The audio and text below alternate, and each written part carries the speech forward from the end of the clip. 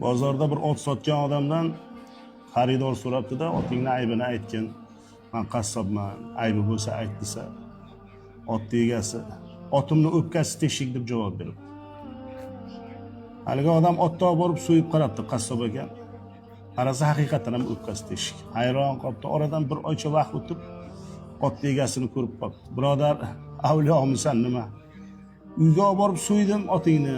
Qarasam haqiqatan ham o'pkasi teshik ekan. Qayerdan bilding? Ot egasi aytgan ekanki, chunki o'sha otimni bolasi uni ko'zini oldida o'lgan edi.